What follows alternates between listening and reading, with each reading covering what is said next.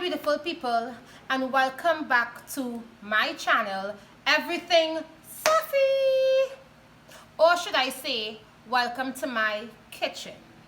And on this episode of Everything Safi, we are going to be baking. Now we are going to be baking a local Trinidadian delicacy called Cassava Pone, which is usually served around Christmas time, but you can get it all year round from different vendors and in the market or at bakeries and stuff like that. Now, this recipe was handed down or given to me by my mother-in-law, aka my mother-in-law. And what I did, I tweaked it a bit, added my own flair, my own flavor, and my own touch to this recipe. So if you want to see how we are about to make this delicious, scrumptious, melt in your mouth cassava pone, just keep on watching. So for this recipe, we will be using pumpkin, cassava, a little bit of sweet potato, raisins, which is optional, white sugar. Now you can use brown sugar, but I prefer white sugar because the brown sugar gets it a bit too dark for my likings. Finely grated ginger, finely grated coconut, mixed essence, almond essence, vanilla essence, melted butter, nutmeg, and cinnamon. Now when a recipe is handed down to you, there isn't really much measurement given.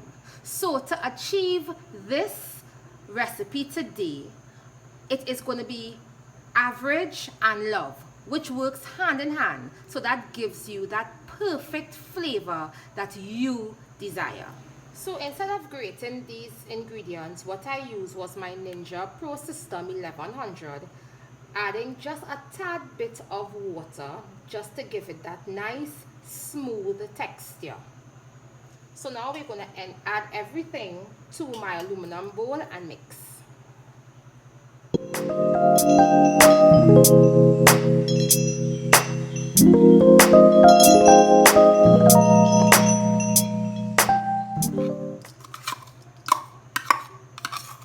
Now because I added a little bit of water, adding milk is optional, but I don't think I would need to add milk because I don't want it too runny, but I want it at a nice texture that would make it easier when it's being baked.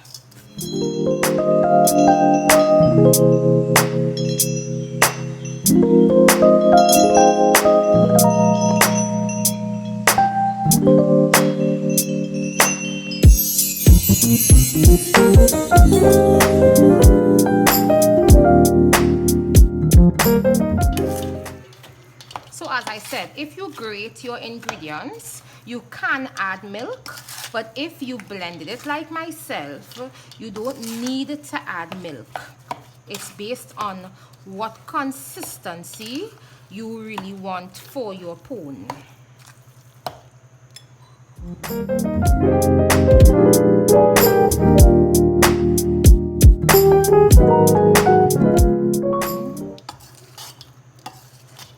So you see, this is the consistency you're looking for.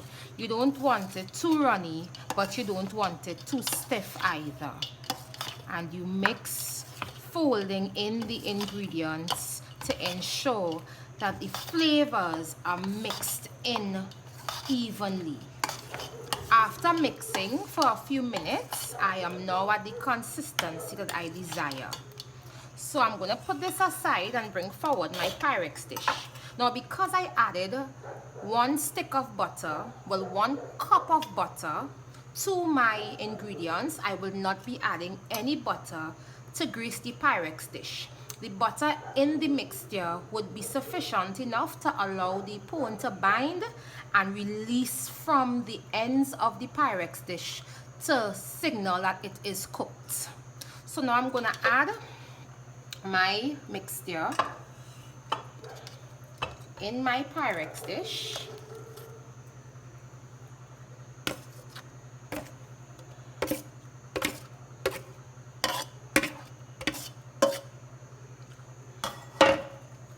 And I'm going to spread it evenly and put this to bake in the oven for about 1 hour and 30 minutes until the top gets a nice crispy and brown color, and as I said before, the ends starts separating from the sides of the dish. So the pone is finally out. My daughter couldn't wait and attempted to cut the pone, but it has to cool completely before we can actually cut it. So we're going to leave the pone to cool for probably about an hour, to be completely cool before we can cut it. Few moments later. So let's dig in.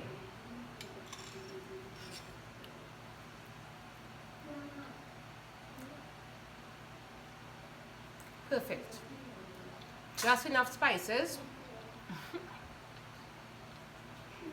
Consistency, everything. It is perfect.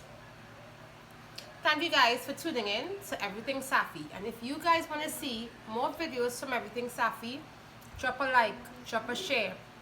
Let me know what you guys want to see on Everything Safi. Remember, subscribe to my channel, share, tell a friend, join the Everything Safi gang, and let's build a family. Thank you guys for watching. Much love and blessings. I love you guys. Until next time.